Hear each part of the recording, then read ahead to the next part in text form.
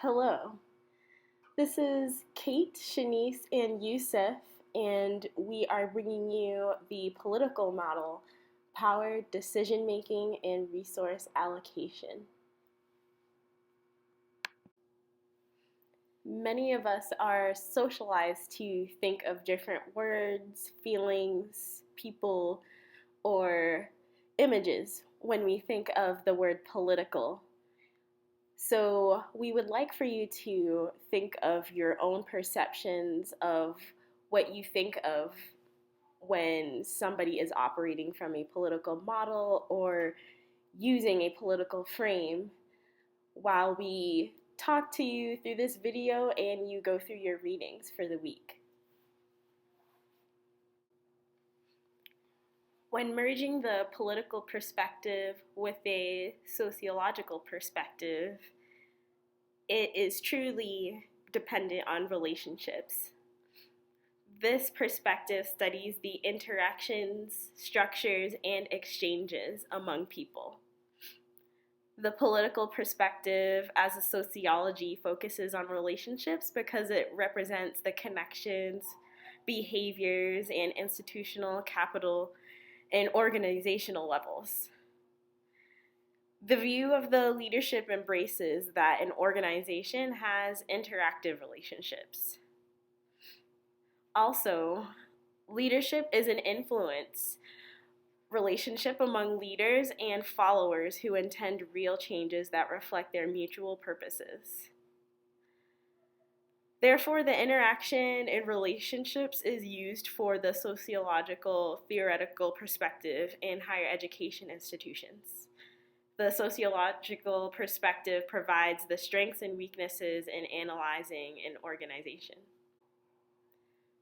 So some of those strengths are assisting faculty and administrators to know and understand a systems approach in their organizations, explaining and assisting in just understanding the interconnections in different campus groups and constituencies, the providing that analysis of power and explaining the connections among interest groups and power elites and coalitions.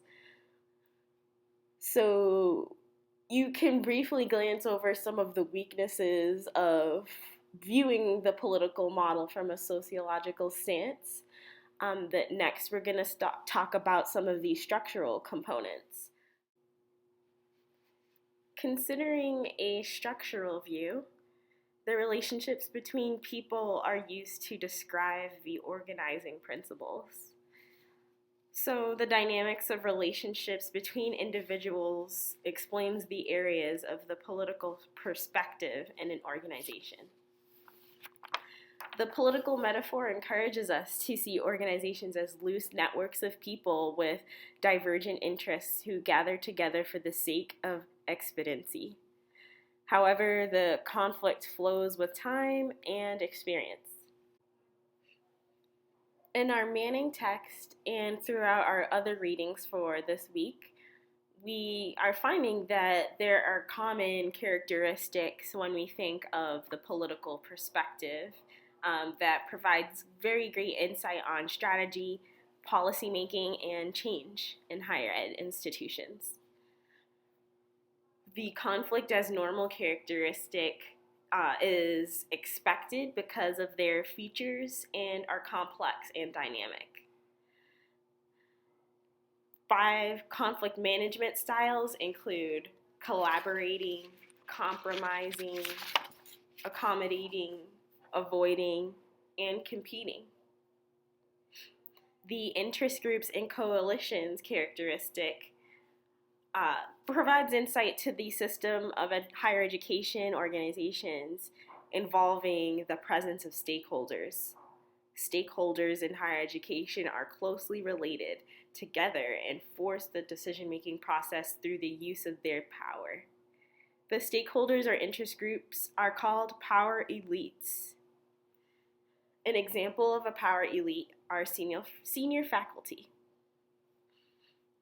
Another characteristic of the political perspective is inactivity prevailing.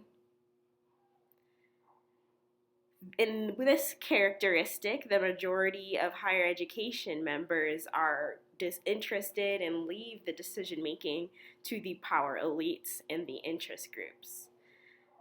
Therefore, the power elites maintain control over the decision making.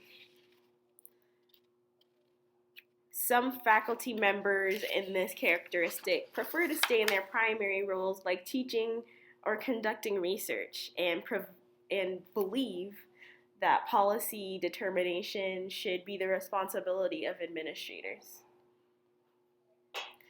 The next characteristic, fluid participation, gives insight to inactivity prevailing, having a close connection with the characteristics of fluid participation. Democratic practices in higher education and faculty culture are accessing decision making through higher expectations for the right to exercise their voice. So, newer technologies such as emails assist in this. The last characteristic is attention cues. Attention cues occur when any members of organizations are moving out of the inactive stance. So an example could be a protest. The ability to voice the privilege of organizational members has access and information about consulting for decisions. So faculties have a double privilege through academic freedom and expert power. Executive leaders also have privilege through experience with institutional roles and access to information. The dynamic of the privilege is a playing force when operating in political situations.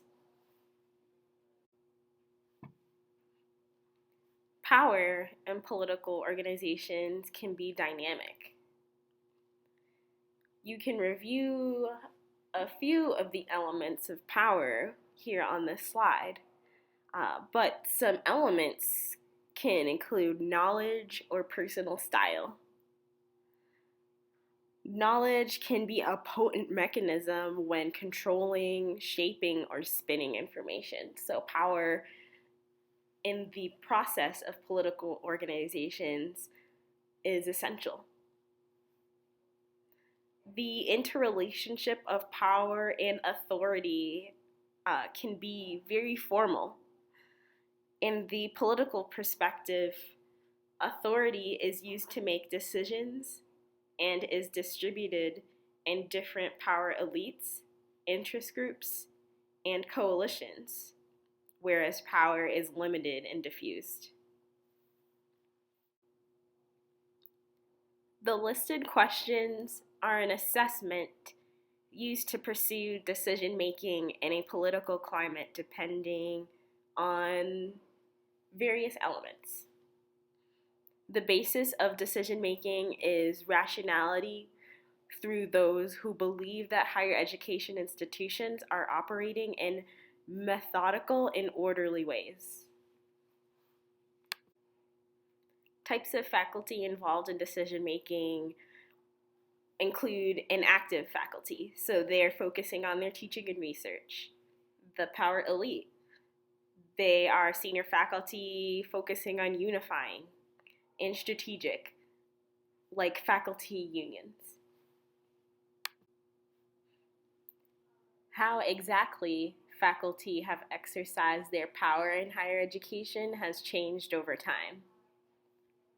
Now, faculty are in an increasingly higher number of part-time roles than administrators are in the course of 30 years.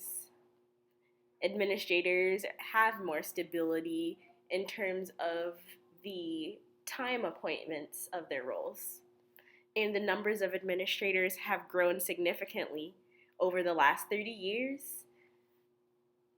minimizing the roles that faculty have in the decision-making processes outside of their classroom. Here are some questions to think about as you read your readings for the week. Here are our references. See you in class.